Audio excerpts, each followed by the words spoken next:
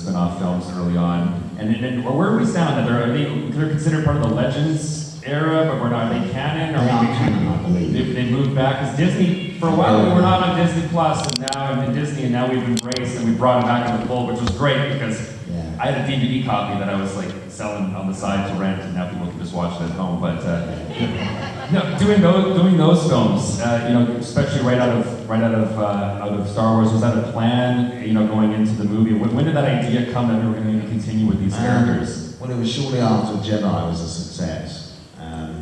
George decided that with ABC television, they would make a good holiday special.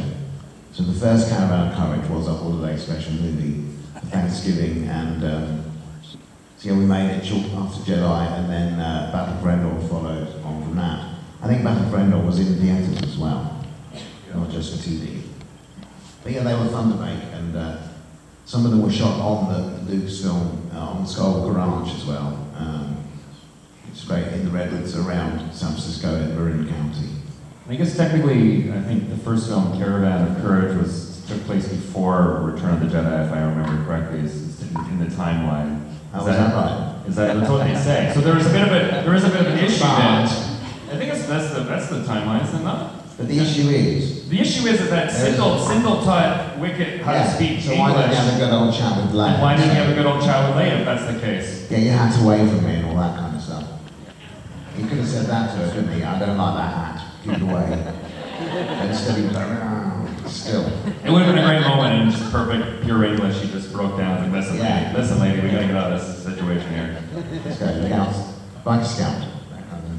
Now, there's also an internet rumor that everyone wore baby blue pajamas under the suits in Caravan of Courage. Is that true? Mine were red. Yours were red. Not baby blue. Yeah, everyone had PJs on because there was something to wear to stop the foam. Because there was a foam undersuit. It would be very irritating, and also used to sweat quite a lot, so they could watch the PJs every day. And yeah, mine were red. You actually see them on a bit of a little behind-the-scenes clip.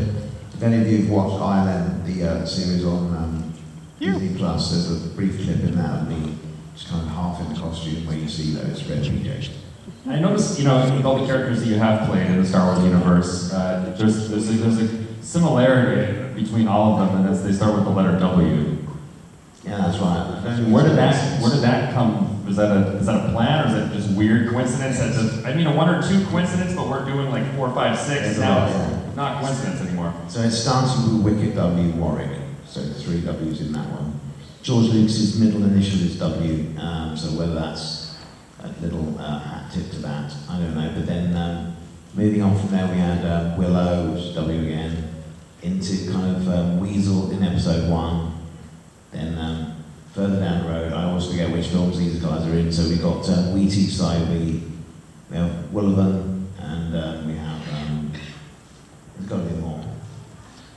Well, the droids were, there was DDPD, that's obviously not a W.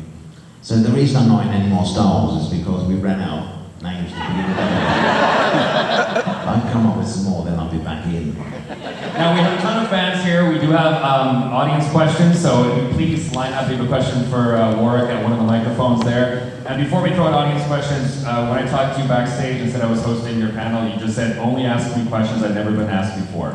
So maybe you've been asked this before. This involved me doing some hard research here at this con. But